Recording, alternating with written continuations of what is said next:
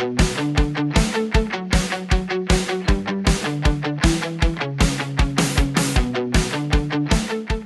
and welcome to the Scaling Up Business Podcast. Today we're talking to Daniel Marcos, president of Gazelles Growth Institute, a longtime coach, serial entrepreneur with a deep background, a coach who's coached companies all over the world, particularly in Latin America and in North America. He works with some fairly small companies all the way up into several $1 billion and thousands of employees. Daniel's also a dear personal friend. And just a lovely human being. So welcome to the show today, Daniel. Thank you, sir. Thanks for the nice introduction. We're talking today about the stages of growth of a company and all of the things that you have to do to move through the stages. We'll be focusing on 4 specific stages and what's needed at each stage and how the leaders and the organization have to adapt. So welcome. Tell me, how did you get into this? What brought your attention and focus onto developing this particular area of looking at stages of growth? So I've been an entrepreneur for 16 years. I grew a company from 0 to 1,200 employees. Second one from 0 to like around 140, 150. And I'm on my third startup, doing probably 12, 15 employees, and been coaching other CEOs for the last 8 years. And I've learned and realized and discovered that the decisions you have to take in each stage are completely different, one stage to the other.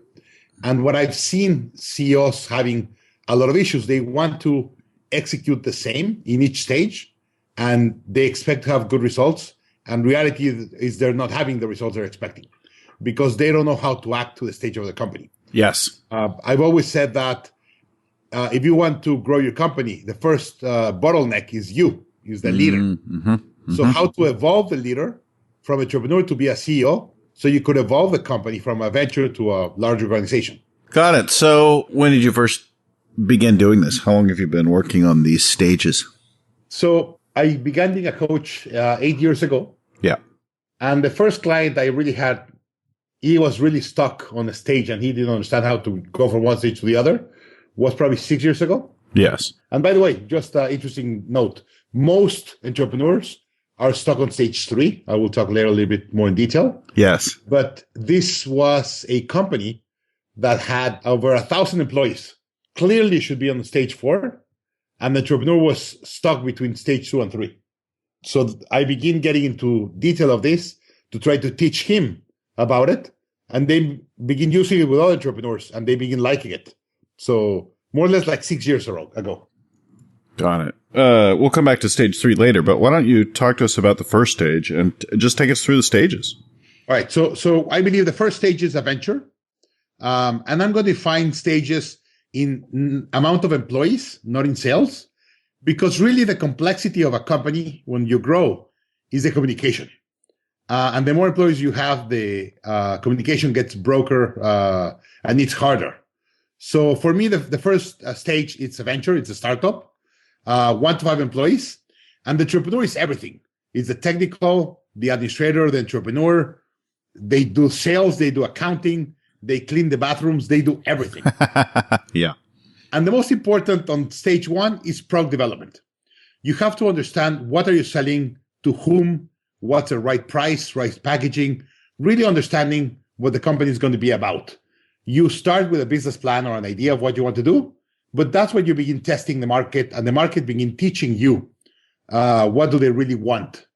So the first stage, the most important thing is to really understand your product and pricing and product development, really. So product development, figuring out the business that you're in, and in that stage, you're doing everything. That's correct. That's the you sum it correctly, and it's more or less 1 to 5 employees. So 1 to 5, your first team. Yeah. And the entrepreneur does everything. There are other employees kind of help you do things, but you really get your hands dirty in everything. You're driving it. You're driving it. I can feel that today. Yep. As a small coaching group. That's it. That's correct. Yeah. Second stage, I call small business, 6 to 15 employees, more or less. And now the entrepreneur has to be a leader. And the leader has to do 2 things very, very important. Learn how to define direction to your team and delegate. And what I mean as a delegate, now you have to act as a leader. You have to lead your team. You have to stop doing things yourself and start teaching and coaching your team for them to do them without you. So leadership begins to emerge after about 6 employees. You're not doing things yourself as much anymore, 6 to 15. And now your focus is 100% on sales. Uh-huh. Why? Now you have fixed expenses, salaries, office, and the rest. Yeah. And if you don't feed the animal you created, it's going to go. If you don't pay payroll every couple of weeks, it's gone. So focus on sales and the beginning of leadership.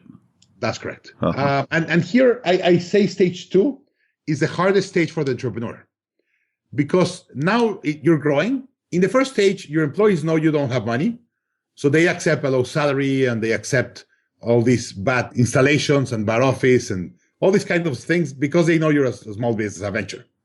Yes. When you're a small business, 6 to 15 employees, they begin to see the cash flow flowing in, and now they want market salary, and now they want nicer office, and now you want you to pay them new computers every 2 or 3 years, and your clients begin seeing that you're growing, and now they expect a much better service, and they expect a market price or that you can sell them the product, and they expect the company now to operate as a company.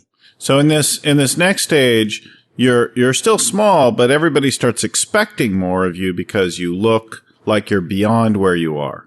It looks like you already figure out. Yeah. And they expect that you figure out. They expect that you act like you figure out. So what do I tell people? So you have to, and I really believe stage number 2, it's all about leadership. Yeah. And you have to lead a balance between your employees and your clients. Okay. And it's all about negotiating a balance between both of them. Uh-huh. So getting sales so you could get cash flow and keep the animal running, and leadership between employees and clients. Mm-hmm. Stage number 3, now you're a leader of leaders. You have between 16 and 250 employees. Mm-hmm. And now the most critical role is you building other team leaders. You have to develop a great head of operations. You have to develop a great sales manager. You have now, before they were all doers, they were first level employees. Now you have to decide who are you going to grow to be a manager or a leader. And now you have to coach them to be better leaders. Mm-hmm.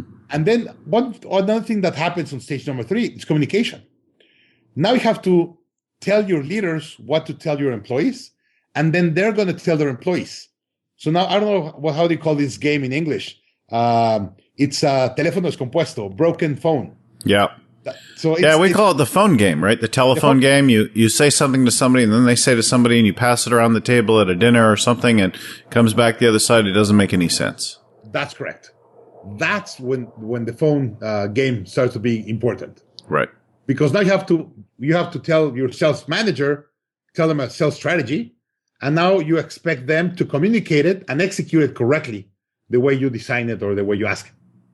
Mm-hmm. So the most important thing on stage number 3 is building leaders and allow them to be leaders. You have to communicate better, coach them to be better leaders, and you have to stop fixing things, because we're used to fix everything at every level. If an employee of operations comes to you and asks you to fix something, you can't fix it. You have to tell your operations manager, and your operations manager need to fix it. You have to respect the position of your leaders. I would bet in some regions we, and especially in Gazelles, that we find many companies in this area.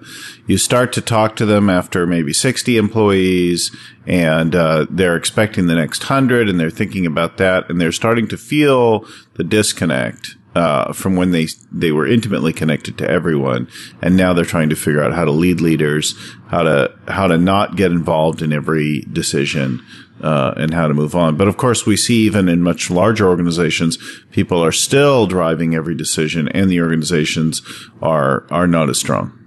That's correct. That's exactly, you got it right. So you have to help the leader understand that they're a leader of leaders. Yeah. And they have to stop getting their hands dirty. Yeah. And it's hard for the entrepreneur that build it from scratch. It's really, really hard not to get their hands dirty. And you have to allow them for their team to shine. And this is something very important. Mm-hmm. In the stage number 1, stage number 2, you are the supreme leader. If they're going to interview anyone for a newspaper or whatever, they interview you because you're the center. On stage 3, if someone comes and said, hey, I want to interview you because I love your sales process, you have to say, great, interview my sales manager.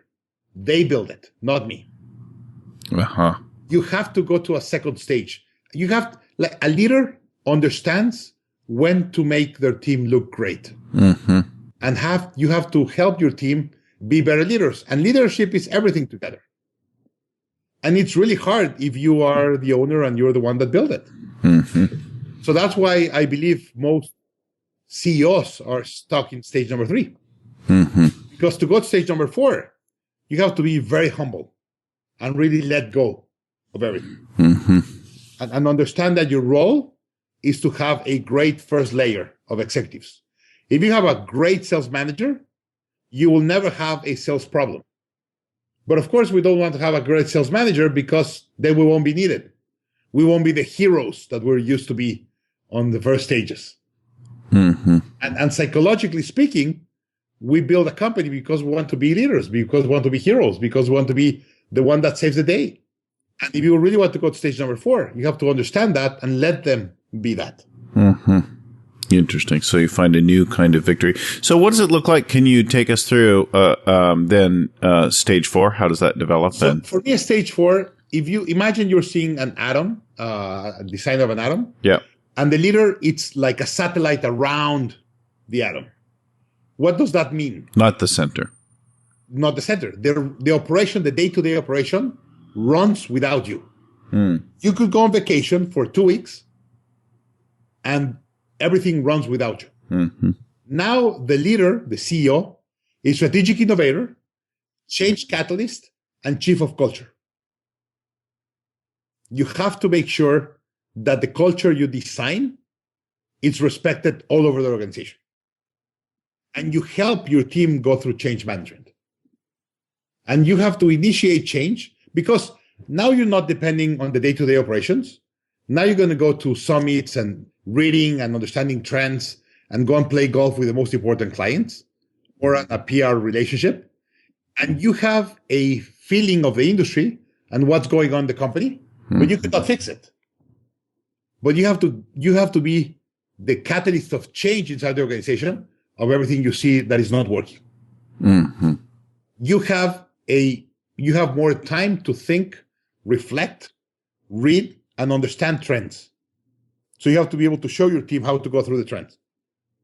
Well, you and I both saw retired General Stanley McChrystal talk the other day, right? And he talked about how they used to have a very rapid, highly trained operational cadence, and they worked the special operations teams, and they would plan and organize and consider and train and then execute everywhere in the world one operation a week, and that they were going, and that was considered very, very high level. But then they got against Al Qaeda, and they found themselves fighting less conventional opponent who was spreading faster and faster.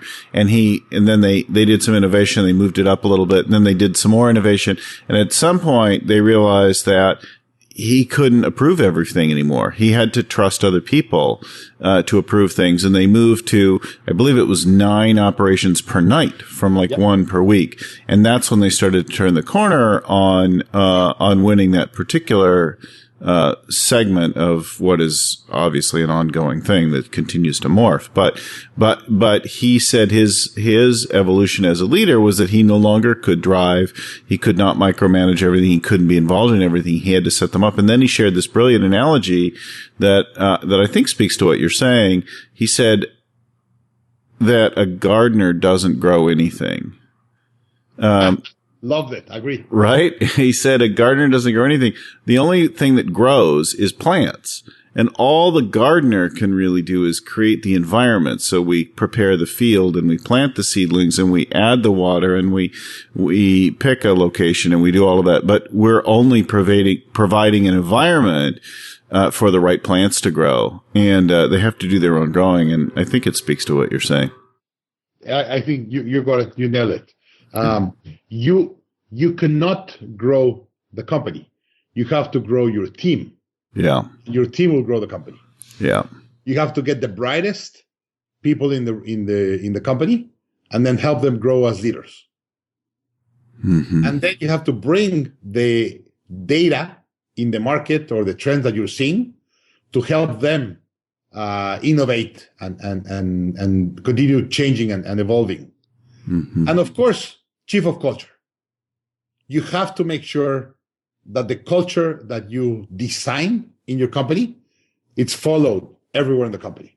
Yeah, I think a lot of people, when we introduce things like a weekly huddle, or a daily huddle, or a weekly meeting to people, and they ask why is it so important that who chairs the meeting rotate, it's because you don't want it to be your meeting. You want it to be the company's meeting, the team's meeting.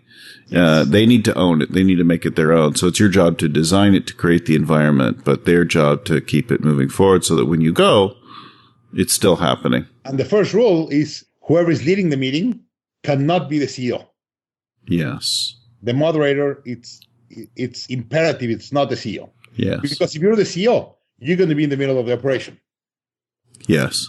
So the best way to get out of that operation is beginning to put your team as the center, as the leaders. Yes. And to run the day to day. I think most of us have done that at more than one point where we were doing that, over managing things and being too involved in aspects of the operation. I can think of, and one of the lessons that I draw in personal experience that I draw on frequently in coaching others is to set themselves up to step away. What I did is I planned a vacation. So I planned to go to Italy for a month with my family. And all year I kept asking the team, what are you going to do when I'm gone? What are you going to do when I'm gone?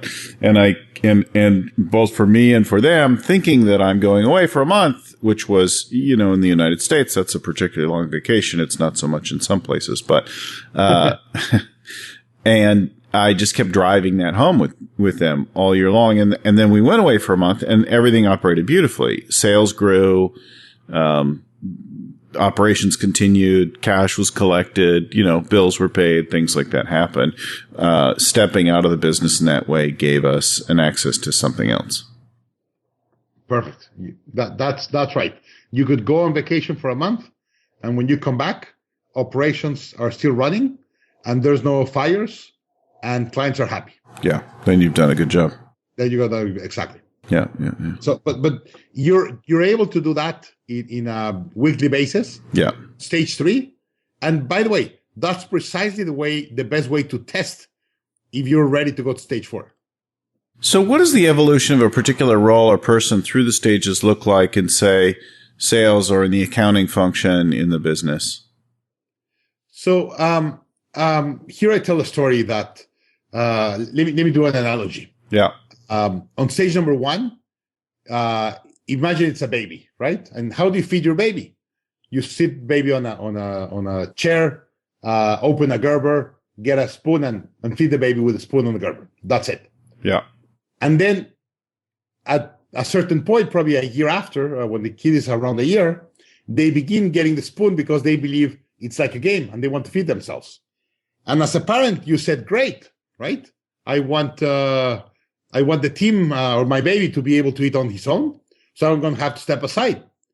But you give him a spoon, you open the Gerber, and the baby's going to throw the Gerber all the way up, and it's going to throw a spoon, and it's going to do a mess. Then you have to open a second Gerber, a third Gerber, and the kid, instead of taking 10 minutes to eat, now it's going to take half hour. It's messy, it's wasteful, it takes time. But it's part of the change of the stage. The development. Uh-huh. But here's the big problem. Do you feed a baby with Gerber? Yes. Do you feed a kid or an adolescent or an adult with Gerber? No. Don't. But here's the significant part. Did the Gerber did something wrong? Did the Gerber got spoiled? No. Gerber is still a great food for stage number 1, not for stage 3 or 4. So the type of employees that you need per stage changes dramatically. Stage number 1, number 2, you want very entrepreneurial employees that they could adapt to everything. They could do 3 or 4 jobs at the same time. They could change hats, multitasking, all that. Yes. Stage 3 and stage 4, you want very disciplined, focused employees. Yes. They just know how to do one thing and one thing great. And that's where things begin to fall off. Because you had a great employee on stage 1, and it's a disaster on stage 3. And you said, but they were great. Yeah, but they were great long time ago, not today. They were great when the company had 15 employees. Now the company has 150 employees. Yeah. They're a disaster now. Yes. But as human beings, we say, well, they were great. They helped me all this time. They've been in the company for 10 years.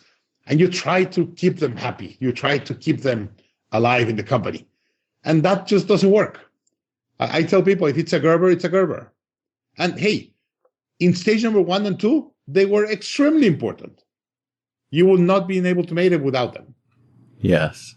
It's like if you're in stage number 1 and you have an uncle that he was working for 3M and was a great engineer with 3,000 employees under his belt.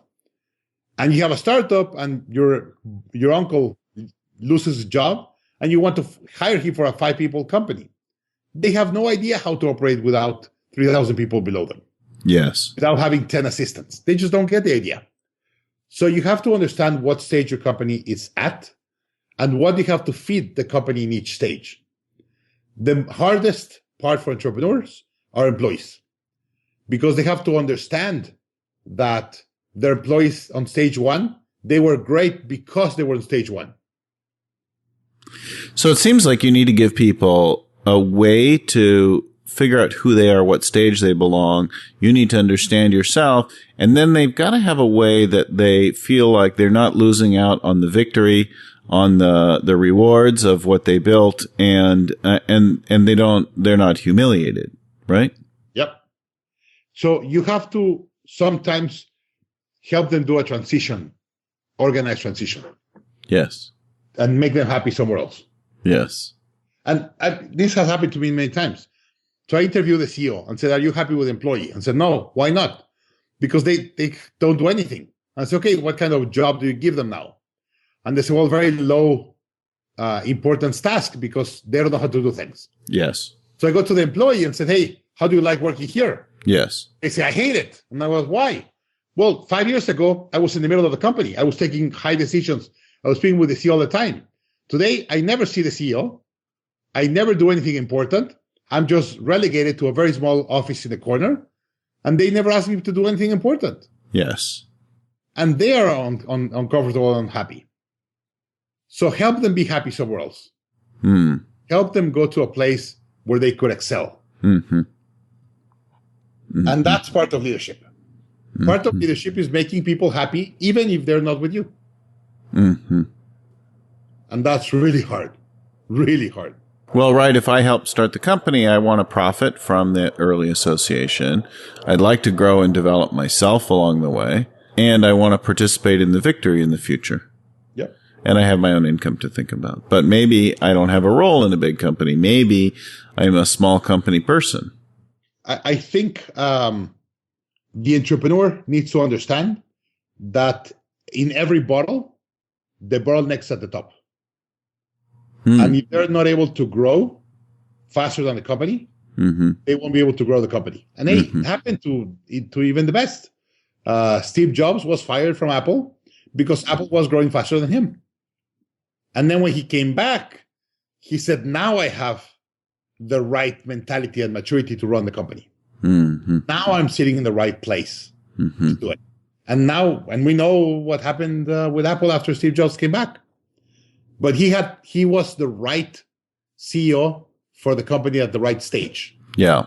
So as an entrepreneur, you have to understand if you're not growing as fast as your company or you're not the right person, then you have to evolve that. Very good. Very clear. Well, this is really helpful. So we have 4 stages to think about, 4 different focus areas at each stage. The challenge is to identify the stage that you're in. You say it's largely driven by the number of people you have, and then your challenge for the company and your leadership style in moving into the next stage. Correct. Just like one more thing. Einstein used to say, you could not fix a problem on the same level of mentality or knowledge that you have. If you create a problem, I'm going to, because no one's seeing me, if I have a level 5 of knowledge, I'm going to create a problem at level 5. I cannot fix a problem of level 5 if I am at level 5 of leadership. I need to go to level 6 on leadership to fix a problem I created on level 5. Mm-hmm. Same thing happens with the company. Mm-hmm. The entrepreneur has to grow first to the next stage mentally to be able to guide the company to the next stage. Mm. Well, that is a great endorsement for our overall value of continuous learning and development, having people find things outside their specific role, outside their industry and their company that expand their thinking and approach to problems. Correct. And it's all about development. By the way, last thing. Yeah. Whenever I know I'm going to be able to coach a client and grow significantly the company with them. Yeah. Is if they read a lot. If they read. Uh-huh. The number one question I ask them, what's the last business book you've read? Uh-huh. And if they say, well, like 4 years ago, I read this book, at that moment, I know I won't be able to help the client because they're going to be stuck in their level and it's going to be very, very hard to grow them to the next level. Uh-huh. Huge. The good entrepreneurs, the ones that are growing significantly, they say, well, I'm reading 3. Which one do you want me to tell you about? Uh-huh. You could see the learning attitude. Yes. And the curiosity in the mind. Yes. And that determines if they're going to be able to grow or not. From that. Yeah. Really good. So, do you have links or resources or things that we should connect people with and point them to from here? So there's a lecture that I did about the 4 stages in Awesomeness Fest in Mind Valley event. Oh, beautiful. Right. Yeah. Link. Okay, great. I think you have it already, but I'll send it to you.